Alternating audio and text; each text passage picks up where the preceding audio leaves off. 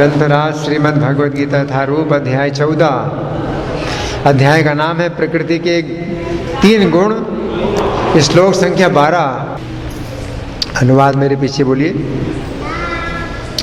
हे भरतवंशियों में प्रमुख, जब रजोगुण में वृद्धि हो जाती है तो अत्यधिक आसक्ति, सकाम कर्म, गहन उद्यम तथा अनियंत्रित इच्छा एवं लालसा के लक्षण प्रकट होते हैं। इस श्लोक को फिर से समझेंगे। भगवान कह रहे हैं लोभा प्रवृत्तिर आरंभा कर्मणाम असमः स्पृहा। 5 चीज़ें भगवान बता रहे हैं कि रजोगुण जब बढ़ता है तो 5 चीज़ें उत्पन्न होती हैं। जायन्ते, जायन्ते का मतलब जन्म लेती हैं। 5 प्रकार की चीज़ों का जन्म होता है जिस समय रजोगुण बढ़ता है। पहला क्या है? लोभ। सबसे पहला जो जन्म होता है वो क्या है? लोभ। फिर दूसरा है प्रवृत्ति,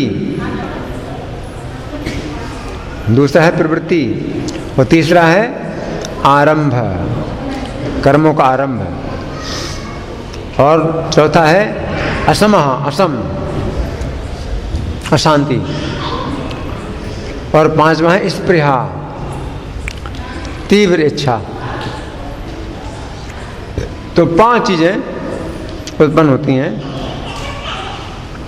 रजस्येतानि जायन्ते विवृद्धे भरतर्षभ।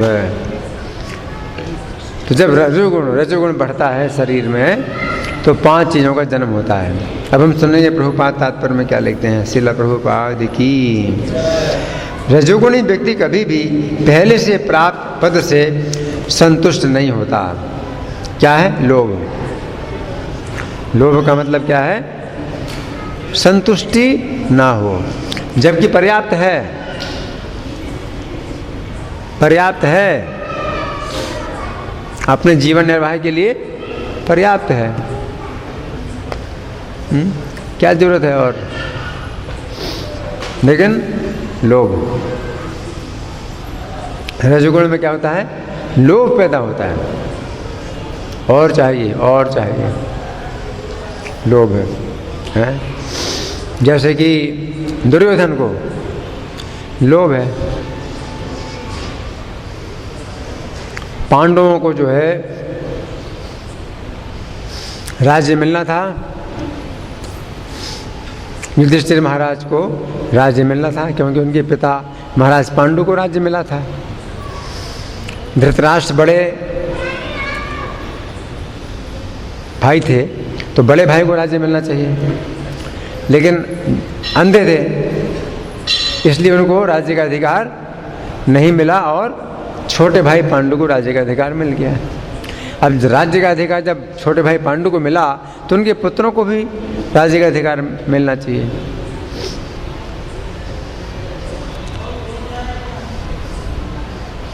तो इसके लिए धृतराष्ट्र ने और दुर्योधन ने 5 पांडवों को मार डालने के कई प्रयास किए। अगर 5 पांडव मर जाएं तो फिर दुर्योधन को राज्य का अधिकार मिल जाएगा। तो 5 पांडवों को हर प्रकार से मार डालने के प्रयास किए, लेकिन कृष्ण रक्षा करते रहे। और अंत में फिर ये निर्णय निकाला कि ठीक है भाई, दुर्योधन को भी राज्य मिल जाए, पांडवों को भी राज्य मिल जाए। तो पहले से जो राज्य था महाराज पांडु का, हस्तिनापुर का राज्य था, तो वो दुर्योधन को दे दिया, दुर्योधन को मिल गया। और पांडवों को इंद्रप्रस्थ का राज्य मिला, जो कि जंगल था। जहाँ पर आप लोग बैठे हैं ये इंद्रप्रस्थ है, जंगल था। लेकिन कृष्ण की कृपा से ये इंद्रप्रस्थ भी बहुत सुंदर बस गया। तो दुर्योधन को अब लोभ हो रहा है क्या, कि ये भी मुझे मिल जाए। और उसके पास जो है, मतलब जो नहीं मिलना चाहिए वो मिला उसको, दुर्योधन को। महाराज पांडु का जो राज्य था, वो हस्तिनापुर का राज्य पूरा दुर्योधन को मिल गया।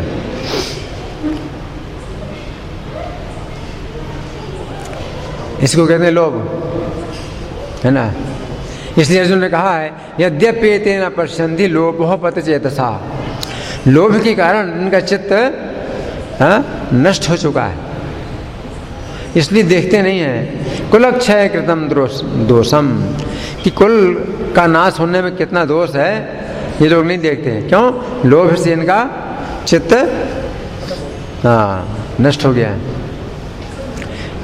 तो कुल का नाश होने में दोष नहीं देखते, और मित्र द्रोहे चपात, और मित्र के साथ द्रोह करने में भी दोष नहीं देखते। 5 पांडवों ने इनके साथ मित्रता का व्यवहार किया, जबकि ये बचपन से शत्रुता का व्यवहार करता रहा और इनको मार डालने की कोशिश करता रहा, और कृष्ण की कृपा से इनकी रक्षा हुई। लेकिन तो भी 5 पांडव इनके साथ मित्रता का व्यवहार कर रहे हैं। जब ये दुर्योधन 5 पांडवों को अपनी शक्ति दिखाने के लिए, एक तो कपट से इनका राज्य छीना था पांडवों का, और 12 साल का वनवास दिया था कपट की चाल से। और जब वनवास में थे तो दुर्योधन वहाँ भी जो है अपनी सेना लेकर के आया चढ़ाने के लिए, कि देखो हम कितने सुखी हो, तुम लोग कितने दुखी हो, ये तुम्हारा दुर्भाग्य और हमारा कितना सौभाग्य है। और इंद्र ने जब देखा कि ये दुष्ट पांडवों का अपमान करने के लिए आ रहा है, तो गंधर्वों को भेजा कि तुम इसको बांध करके स्वर्ग में ले आओ। तो चित्ररथ नाम के गंधर्व जो है आए और युद्ध किया, और दुर्योधन को बांध करके इंद्र के पास ले जा रहे थे।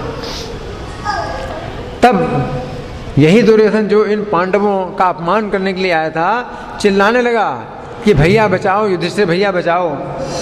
और युधिष्ठिर ने की आज्ञा से अर्जुन ने फिर गंधर्वों को पराजित किया और दुर्योधन की रक्षा करी। जिनके साथ इसने महाशत्रुता की और महान अन्याय किया और मार डालने की कोशिश की, जहर दिया और मकान में आग लगाई, स्त्री का भी अपमान किया, सब कुछ उनके साथ भी, उसके फिर भी पांडवों ने इसके साथ जो है मित्रता का व्यवहार किया और रक्षा की। और उन्हीं के साथ में ये अब और भी द्रोह कर रहा है, मित्र द्रोह। कितना बड़ा मित्र द्रोह है, कोई हद से ज्यादा। लेकिन मित्र द्रोह में ये पाप नहीं देखता है दुर्योधन, और कुल के क्षय होने में भी दोष नहीं देखता है। तो अर्जुन ने मतलब कहा कि इनका लोभ के कारण इनका चित्त दूषित है। कथम न ज्ञेयम् अस्माभिः पापात् अस्मान् निवर्तितुम्, तो हम क्यों ना विचार करें इस पाप से छूटने का।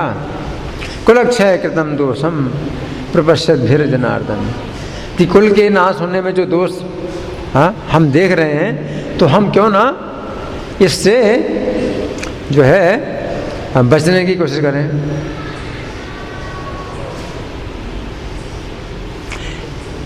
अर्जुन का कहना है कि हमारी ओर से तो मित्र द्रोह नहीं हो रहा है, ये फिर भी युद्ध करने के लिए तैयार है, तो हमें युद्ध करना पड़ रहा है। तो हमारी तरफ से तो मित्र द्रोह नहीं हो रहा है कि हम युद्ध कर रहे हैं इनके साथ, लेकिन ये तो मित्र द्रोह कर रहे हैं जो हमारे साथ युद्ध कर रहे हैं। तो इसको कहते हैं लोभ। क्यों? सब कुछ आपके पास है, सब कुछ आपके पास है, फिर भी उसका देखते हैं तो उसके पास क्यों है, मेरे पास क्यों नहीं है। इसको कहते हैं लोभ, है ना।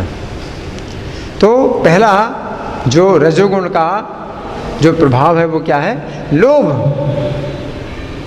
लोभ होता है।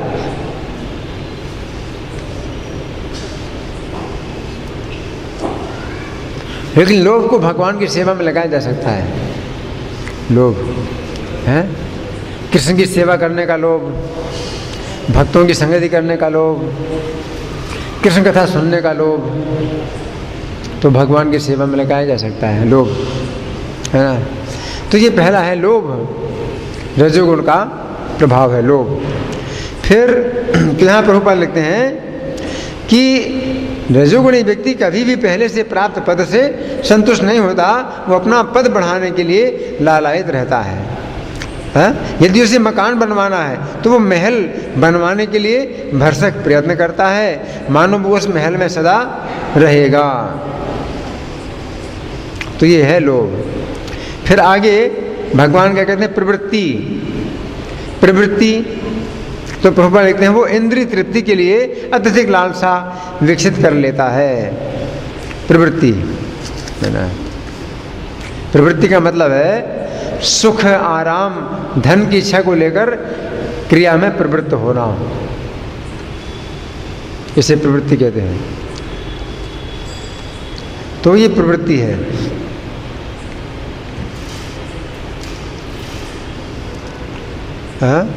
इसके बाद भगवान क्या कह रहे हैं, आरंभा। आरंभा कर्मणाम आरंभा, कर्मों का आरंभ। तो प्रभुपाद लिखते हैं उसमें इंद्रिय तृप्ति की कोई सीमा नहीं है, वो सदैव अपने परिवार के बीच तथा अपने घर में रहकर इंद्रिय तृप्ति करते रहना चाहता है। इसका कोई अंतर नहीं है। इन सारे लक्षणों को रजोगुण की विशेषता मानना चाहिए। यहाँ प्रभुपाद का तात्पर्य समाप्त हुआ।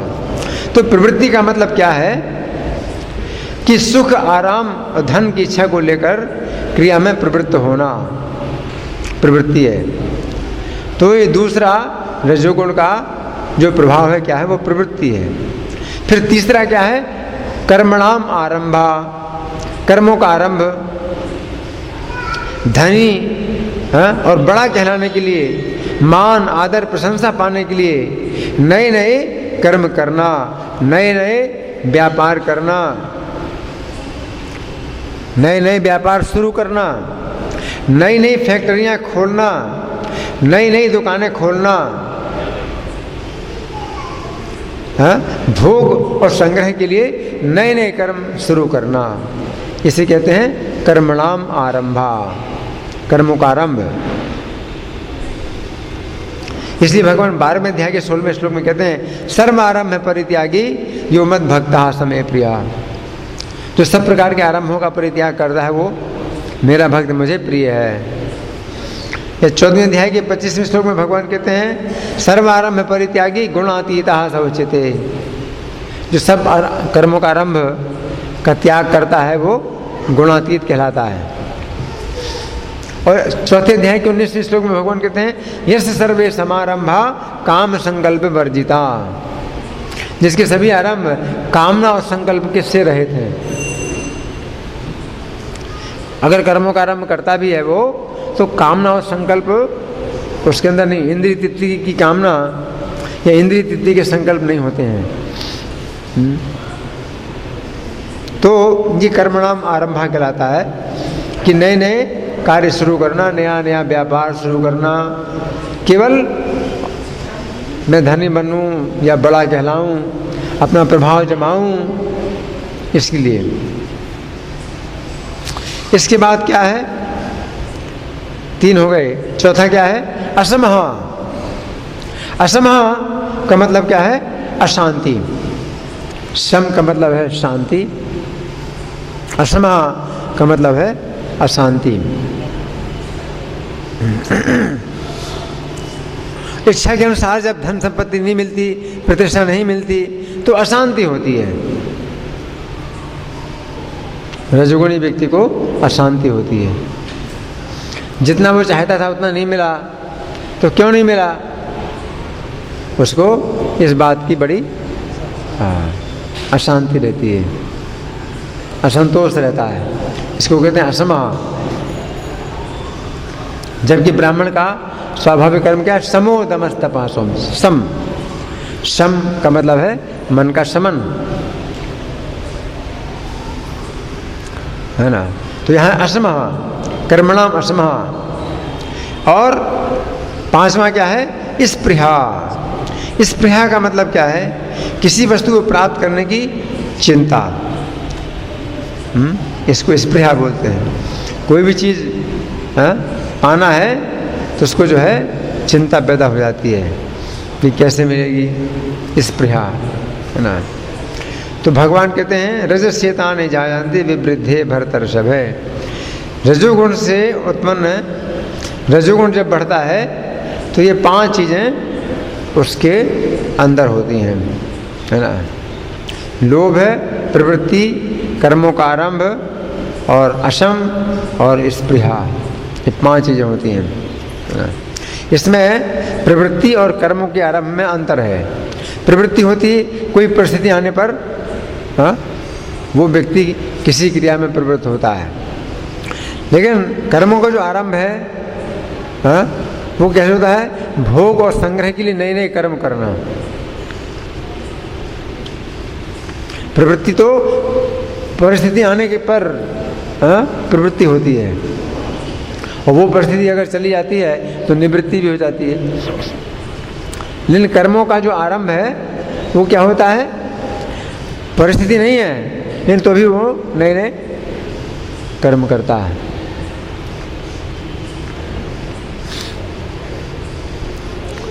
और ऐसे ऐसे कर्म करता है जिनको वो संभाल भी नहीं पाएगा।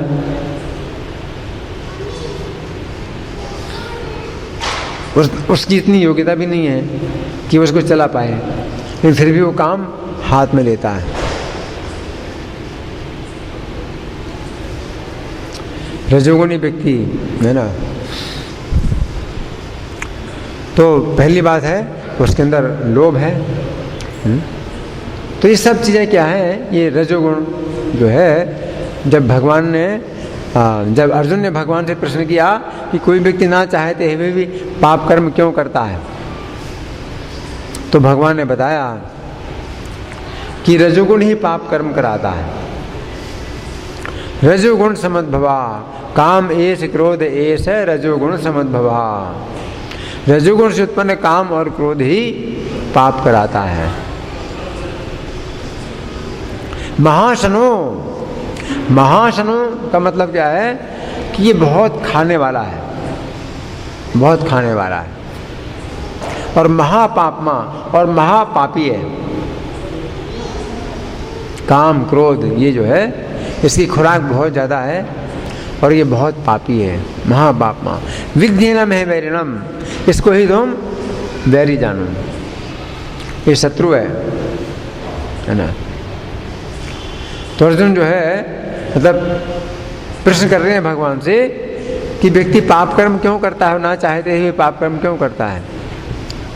लेकिन रजोगुण उससे पाप कर्म कराता है, ना चाहते हुए भी पाप कर्म कराता है। पाप कर्म नहीं करना चाहता तो भी पाप कर्म उसको करना पड़ता है, उसकी इच्छा के विरुद्ध। क्यों? क्योंकि रजोगुण, चूंकि वो रजोगुण को भोगना चाहता है तो रजोगुण उससे बलपूर्वक ये कार्य कराता है। ये जो रजोगुण, प्रकृति की जो 3 गुण हैं, इनके अपने अपने बंधन होते हैं। अगर कोई व्यक्ति किसी गुण को भोगना चाहता है तो उस गुण का जो भी बंधन है उसको प्राप्त होगा, बंधना पड़ेगा। फिर आप ये नहीं मतलब कर सकते कि आप उस गुण को भोग लें, उससे बंधे नहीं। अगर आप गुण को भोगना चाहते हैं तो उसे आपको बंधना भी पड़ेगा। रजोगुण का बंधन है, भगवान बताते हैं। अगर आप रजोगुण को भोगना चाहते हैं तो इस बंधन में आपको बंधना पड़ेगा और पाप आपको करने पड़ेंगे। जबकि पाप आप नहीं करना चाहते हैं, आप रजोगुण को भोगना चाहते हैं लेकिन पाप नहीं करना चाहते हैं। लेकिन ये हो नहीं सकता। आप रजोगुण को भोगना चाहते हैं और पाप नहीं करना चाहते हैं, ये हो नहीं सकता।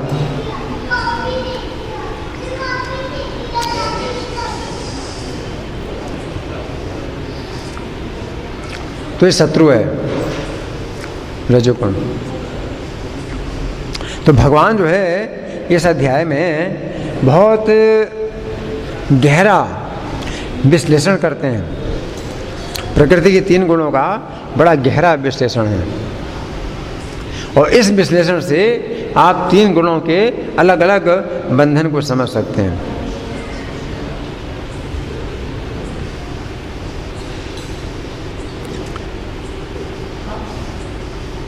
सतोगुण तत्र सत्वम निर्मलत्वात् प्रकाशकम अनामयम। निर्मल होने के कारण और प्रकाशक होने के कारण सुख संगेन बदनाति ज्ञान संगेन चाणक है। सुख की आसक्ति से, ज्ञान की आसक्ति से बांधता है। और कौन सा सुख? सतोगुणी सुख। सतोगुणी सुख कैसा होता है? यत् तदग्रे विषमेव परिणामे अमृतोपमम। प्रारंभ में विष के समान हो और परिणाम में अमृत के समान हो। तत्सुखम सात्विकम प्रोक्तम आदि बुद्धि प्रसादजम। तो अपनी बुद्धि की प्रसन्नता से जो सुख प्राप्त होता है, जो प्रारंभ में विष के समान हो और परिणाम में अमृत के समान हो, वो सात्विक सुख है। तो सतोगुण जो है आपको बांधेगा सुख से और ज्ञान से बांधेगा। ज्ञान से बांधेगा। ज्ञान का मतलब क्या है?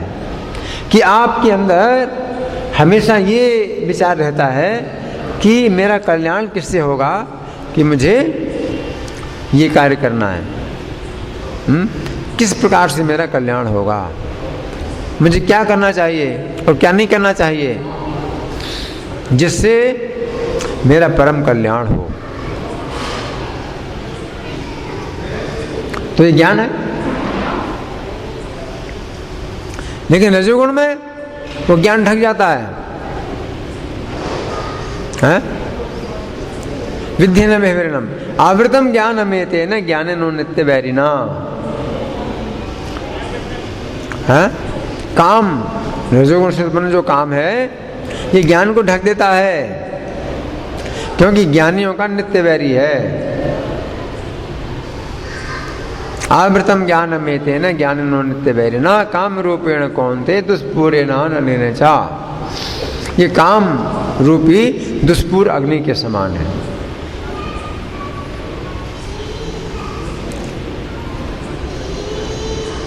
अब व्यक्ति के अंदर वो भावना ही नहीं रहती कि मेरा किस में कल्याण है, किस में कल्याण नहीं है। वो चाहता है कि मैं भोग लूं, और अगर मैं ये भोग मिल जाए मुझे तो मेरा सबसे बड़ा लाभ।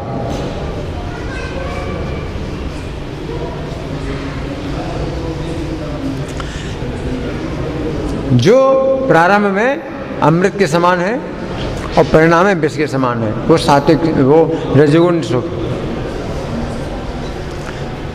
विषयों का इंद्रियों से संयोग होने पर जो प्रारंभ में अमृत के समान लगता है और परिणाम में विष के समान होता है, वो रजोगुण सुख है। तो रजोगुण जो है, रजोगुण सुख से बांधता है।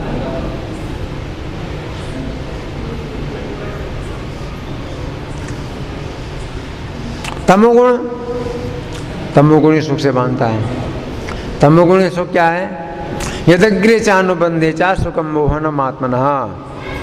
जो प्रारंभ में भी आत्मा को भ्रमित करता है और परिणाम में भी आत्मा को भ्रमित करता है। तत्सुखम निद्रा आलस्य प्रमादोत्थम तत्तामसम उदाहृतम। निद्रा, आलस्य और पागलपन से जो उत्पन्न होता है सुख, वो तमोगुणी सुख है। निद्रा, आलस्य और पागलपन, तमोगुण। तो तमोगुण जो है आपको इस प्रकार के सुख से बांधेगा, आपको बंधना पड़ेगा।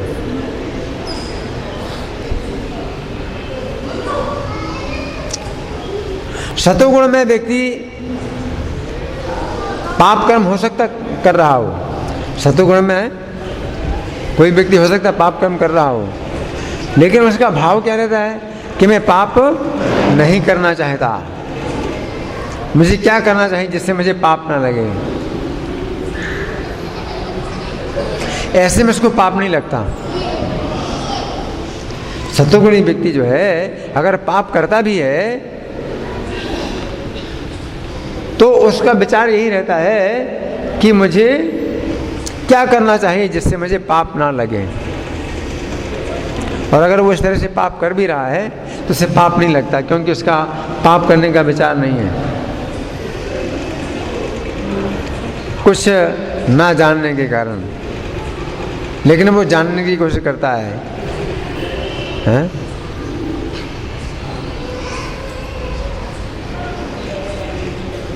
वो जानने की कोशिश करता है कि मैं पाप से कैसे बचूं। जबकि रजोगुणी व्यक्ति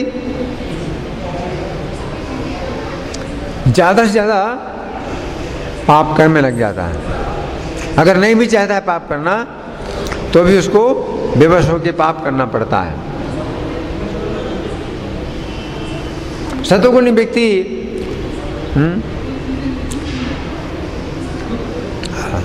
सत्वगुणी व्यक्ति अगर पाप करता भी है तो इस कारण से पाप करता है कि उसे पता नहीं था, इसलिए पाप कर रहा है। और जैसे उसे पता चल जाता है कि ये पाप कर्म है तो तुरंत छोड़ देता है, ये पाप कर्म है। जैसे सदन कसाई था तो सालग्राम की शिला से जो है वो मांस तौलता था।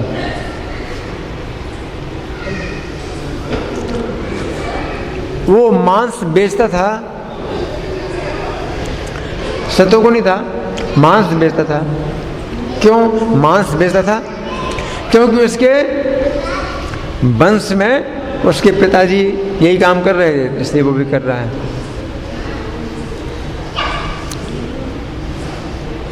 तो उससे पाप कर्म नहीं हो रहा था।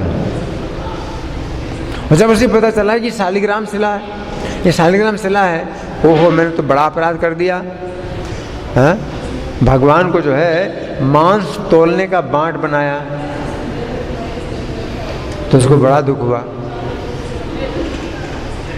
उसने मांस बेचना छोड़ दिया। तो सत्वगुणी व्यक्ति भी जो है अगर पाप करे तो उसको पाप नहीं लगता, क्योंकि उसका भाव वैसा नहीं है। विशेष रूप से पाप कर्म तो लगता है क्या? भावना के कारण। कि आप गलत भावना से कोई काम करते हैं तो पाप कर्म बनता है। अच्छा काम भी करते हैं, गलत भावना से करते हैं तो पाप कर्म बनता है। जैसे दुर्योधन था, तो उसने यज्ञ किया, वैष्णव यज्ञ किया, लेकिन उसकी भावना अच्छी नहीं थी। वो पांडवों को चढ़ाना चाहता था।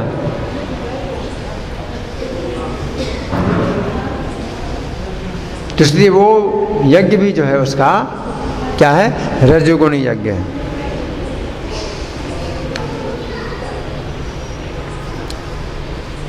जैसे दक्ष भी यज्ञ कर रहे थे, लेकिन क्यों यज्ञ कर रहे थे? इस यज्ञ में मैं सब देवताओं को बुलाऊंगा और शिव जी को नहीं बुलाऊंगा, जिससे उनको पता चलेगा कि वो कितने नीच हैं। मैंने सब देवताओं को बुलाया और शिव जी को नहीं बुलाया, तो शिव जी को मैं नीचे दिखाने के लिए यज्ञ कर रहा हूँ। तो यज्ञ तो कर रहा है, अपने आप में बड़ा पवित्र कर्म है, लेकिन भाव कैसा है? दूषित।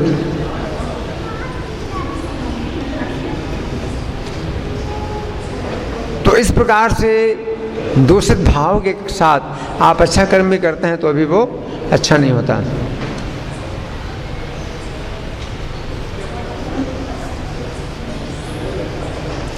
जैसे कोई ब्राह्मण वेश्या के घर के सामने वो बैठ करके शास्त्र पढ़ रहा है,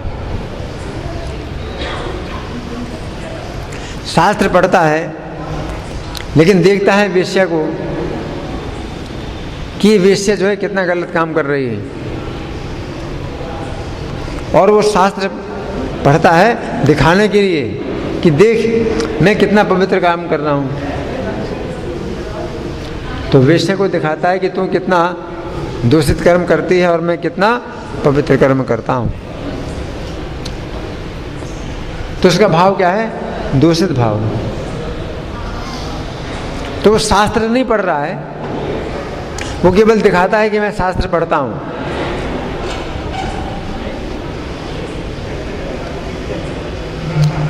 तू कितना गलत काम करती है, मैं कितना पवित्र काम करता हूँ। और वेश्या क्या सोचती है कि मैं कितना दूसरे काम करती हूँ, ये ब्राह्मण कितना पवित्र काम करता है। तो अंत में क्या हुआ? वेश्या तो स्वर्ग में गई और ये ब्राह्मण नरक में गया।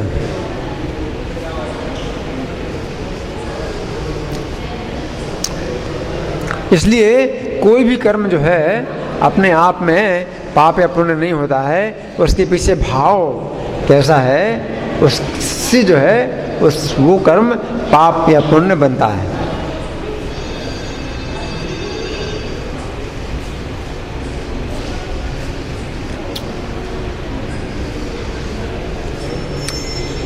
तो भगवान जो बता रहे हैं कि रजोगुण के बढ़ने से ये लक्षण पैदा होते हैं, तो ये हमको बहुत अच्छी तरह से इनको समझना चाहिए।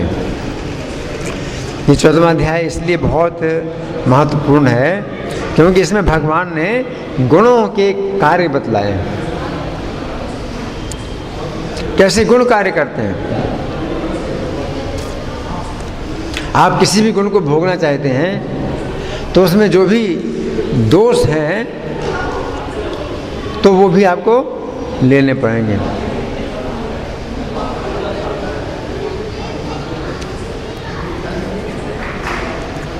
रजोगुण का जो है ये प्रभाव होता है। लोभ और प्रवृत्ति। प्रवृत्ति का मतलब क्या है? लोभ तो हमने बता दिया कि निर्वाह के लिए जितना भी आवश्यक है उसको उसके पास है, लेकिन तो भी वो लोभ कर रहा है ना। लेकिन प्रवृत्ति क्या है? कौन बताएगा? प्रवृत्ति का मतलब क्या है?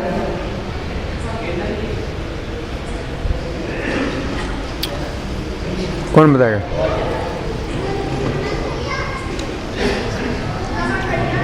इच्छाओं की पूर्ति करने के लिए कार्य, मान, बड़ाई, धन की इच्छा को लेकर के जब किसी क्रिया में प्रवृत्त होता है तो वो प्रवृत्ति कहलाती है।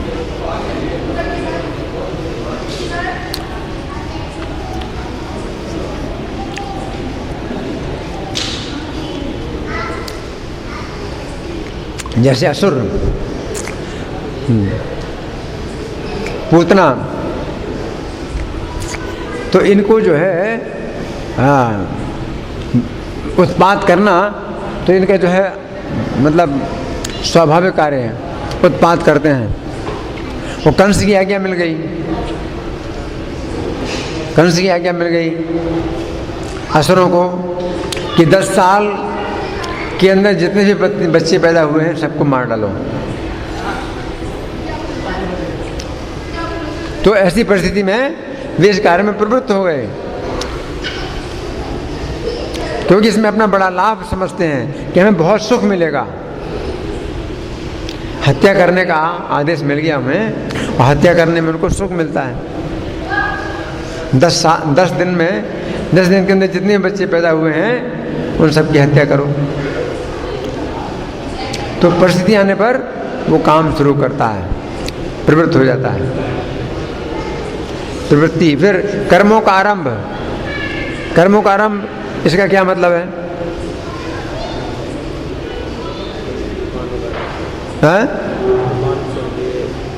हाँ, धनी या बड़ा कहलाने के लिए, मान आदर प्रशंसा पाने के लिए नए नए कर्म, नया नया व्यापार, नई नई दुकान खोलना, नई नई फैक्ट्री खोलना,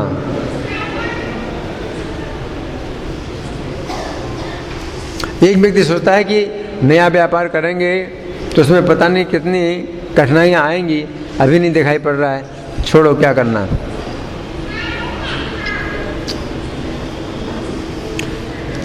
सतोगुणी व्यक्ति सोचता है कि अभी नया व्यापार करना आसान लग रहा है, लेकिन आगे चल कर के इसमें ऐसी भी कठिनाइयाँ आ सकती हैं जिनके बारे में अभी मैं नहीं सोच रहा हूँ।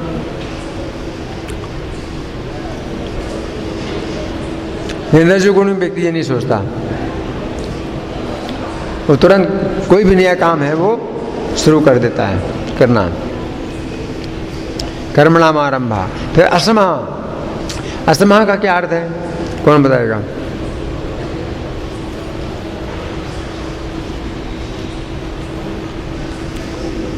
असमः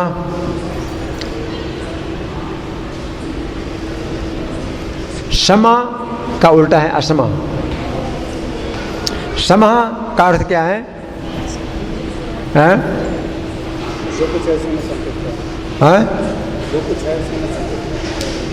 हाँ, समः का मतलब है शांति और असमः का मतलब है अशांति। हैं? अशांति।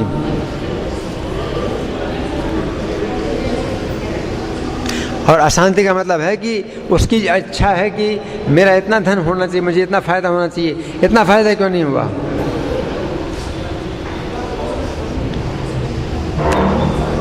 जबकि सतोगुणी सोचता है कि हो सकता है नुकसान हो जाता, तो मुझे इतना फायदा मिला, ये भी भगवान की कृपा है, मुझे इतना फायदा तो मिला, नहीं तो हाँ कुछ भी फायदा नहीं मिलता और पूरा का पूरा परिश्रम हो सकता था। लेकिन रजोगुणी व्यक्ति इतना नहीं सोचता है। वो क्या सोचता है कि इतना तो मुझे मिला, लेकिन इससे ज़्यादा क्यों नहीं मिला, मुझे इससे ज़्यादा मिलना चाहिए।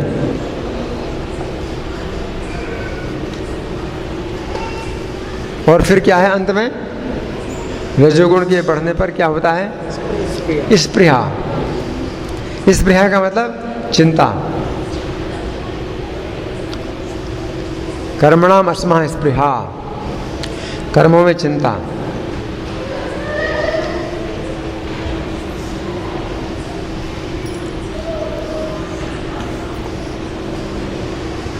चिंता है, किसी वस्तु को प्राप्त करने की उसको चिंता होती है।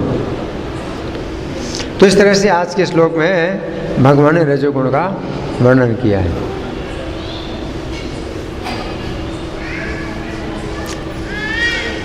स्पृहा का एक उदाहरण पतंगा भी है। पतंगा, पतंगा जो है आग में कूद जाता है। आप भी देखते हैं आग को, जो जिसको अनुभव नहीं है तो पहले अनुभव में हर कोई आग को देखता है और सोचता है कि मैं छू लूं।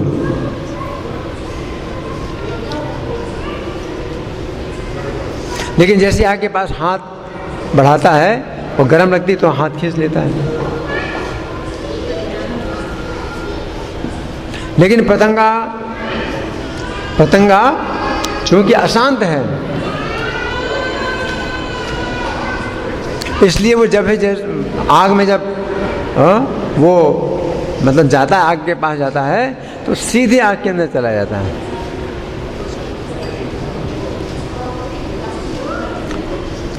क्योंकि वो जैसा भोगना चाहता है तो उसमें किसी प्रकार की कमी नहीं देखना चाहता। अग्नि को वो देखता है कि बड़ा सुंदर रूप है, इसको मैं भोग लूं। लेकिन भोग करने की स्पृहा इतनी ज़्यादा है कि उसको अपने शरीर को कंट्रोल नहीं कर सकता।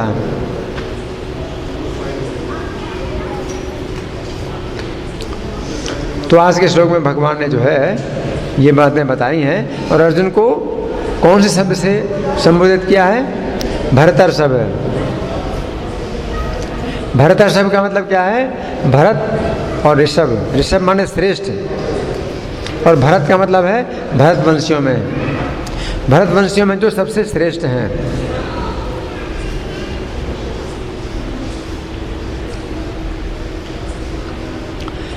तो ये 5 चीज़ें हैं जो कि रजोगुण के बढ़ने पर होती हैं और भगवान अर्जुन से भरत ऋषभ शब्द का प्रयोग कर रहे हैं। भरत ऋषभ का मतलब क्या है? भारत, भरत, भारत। भा का मतलब है भा का मतलब है प्रकाश और रथ का मतलब है जो आसक्त है। तो भरत का मतलब क्या है? जो व्यक्ति प्रकाश में आसक्त है। अर्जुन भी भरतवंशी हैं, लेकिन भगवान के आदेश के अनुसार अर्जुन क्या करते हैं?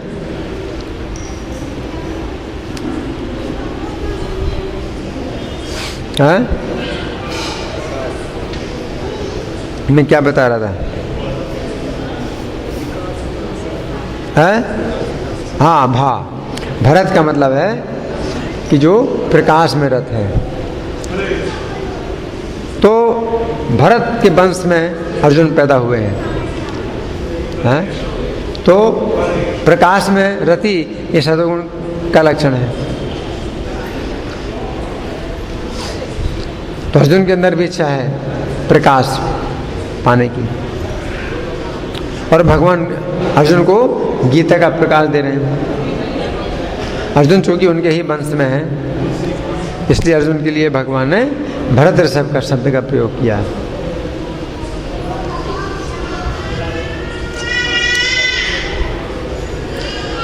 ठीक है।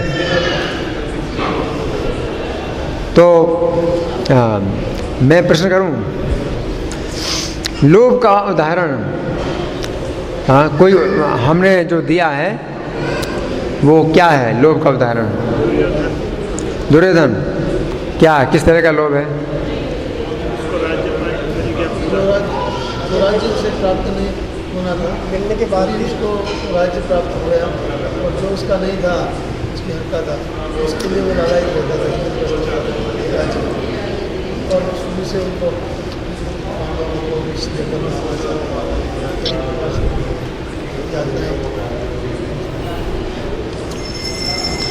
पांडव लोगों ने जो है दुर्योधन के साथ इतना मित्रता का व्यवहार किया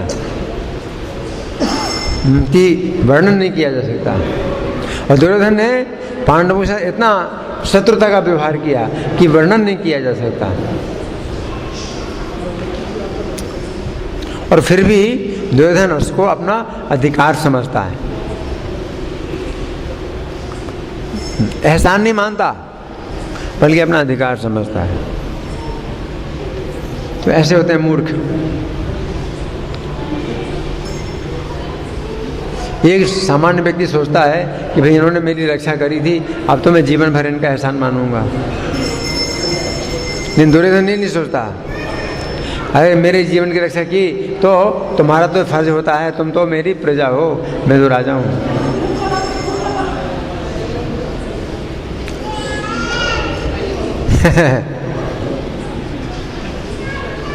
तो दुर्योधन के साथ में जितना भी अच्छा व्यवहार किया पांडवों ने,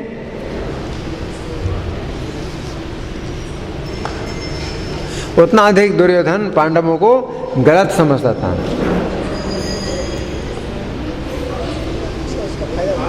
है? गलत फायदा उठाता था। धन्यवाद। ग्रंथराज श्रीमद् भगवद गीता की जय, जगत गुरु शिला प्रभुपाद की जय, श्री श्री राधा पार्थसारथी ललिता विशाखा की जय, श्री श्री गौर निताई की जय, सीताराम लक्ष्मण हनुमान की जय, प्रहलाद नरसिंह देव की जय हो।